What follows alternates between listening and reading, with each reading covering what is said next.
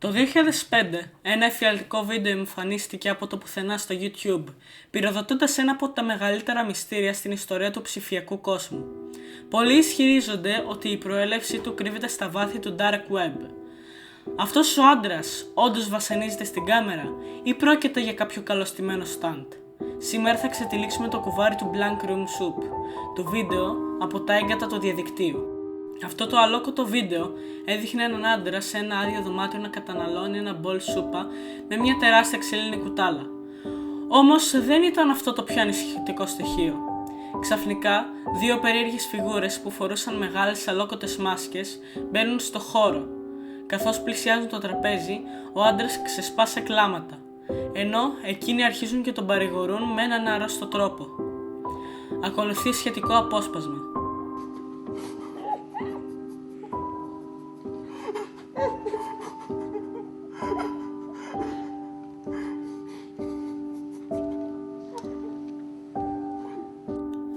Όταν πρωτοείδα αυτό το κλιπ, ένιωσα ένα έντονο σφίξιμο στο στομάχι μου. Ήταν ο συνδυασμός των δύο φιγούρων και του τρόπου με τον οποίο ο άντρας έτρωγε τη σούπα.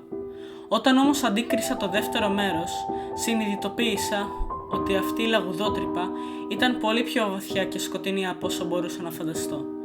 Διότι στο δεύτερο βίντεο, ο τρόμος πάβει να είναι υπονοούμενος και γίνεται ξεκάθαρος.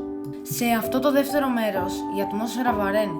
Ένα έντονο κίτρινο χρώμα κυριαρχεί, δημιουργώντας μια κλειστοφοβική αίσθηση που θυμίζει έντονα τα backrooms. Ο άντρας πλέον τρώει τη σούπα με αρκετά μεγαλύτερη δυσκολία. Ρεύεται συνεχώς προσπαθώντας να κρατήσει τον εμετό του, ενώ τα πάντα γύρω του έχουν λερωθεί. Η χαμηλή ανάλυση της εικόνας κάνει το σκηνικό ακόμα πιο αποκρουστικό.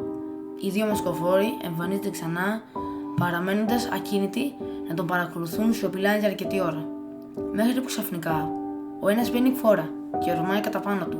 Μια κραυγή ακούγεται και η οθόνη βυθίζεται απότομα στο σκοτάδι. Ακολουθεί το κλιπ.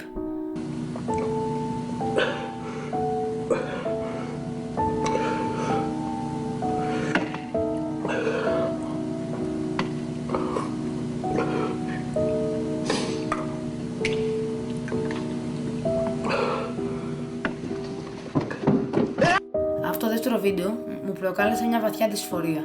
Ήταν μακράν το πιο αποκρουστικό από τα δύο και άφησε πίσω του πολλά περισσότερα ερωτήματα παρά απαντήσεις. Όμως ο ψηφιακός κόσμος δεν έμεινε με σταυρωμένα τα χέρια. Πολύ σύντομα, οι πρώτες αποδείξεις για την προέλευση αυτού του εφιάλτη άρχισαν να έρχονται στο φως.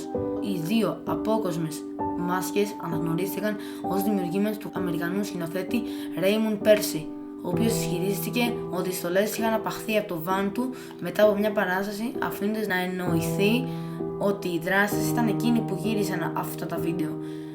Αυτή η δήλωση έπνευσε τη διαβόητη θεωρία του κανιβαλισμού. Η πρώτη ανατριχιαστική εκδοχή έλεγε πως ο άντρας είχε εμπλακεί με την κινέζικη μαφία, η οποία αφού δολοφόνησε την οικογένειά του, τον ανάγκασε να καταναλώσει τις δικές του τις ίδιες του τις σάρκες σε μορφή σούπας. Η δεύτερη εκδοχή έλεγε ότι οι μασκοφόροι ήταν ψυχοπαθείς που απήγαγαν τη σύζυγό του, κάνοντάς την στο τελευταίο του γεύμα ως ένα βασανιστήριο.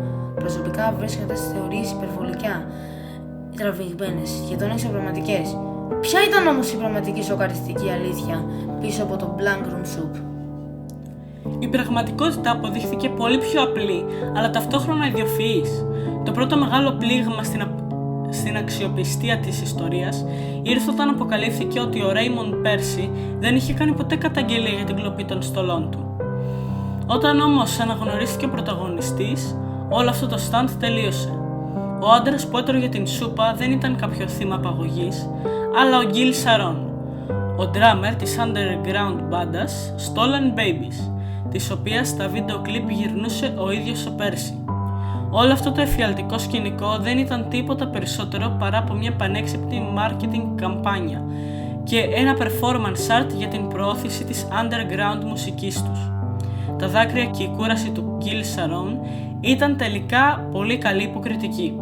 Ένα μυστήριο που στοίχιωσε το YouTube για σχεδόν 2 δεκαετίες κατέληξε να είναι απλώς ένα ιδιοφυής art project από μια indie μπάντα. Ποια είναι όμως η δική σας άποψη για όλο αυτό το θέμα? Πιστεύετε ότι άξιζε τελικά την προσοχή και τον τρόμο εκατομμυρίων ανθρώπων? Ή ήταν απλά ένα καλωστημένο hoax που το παρατράβηξε?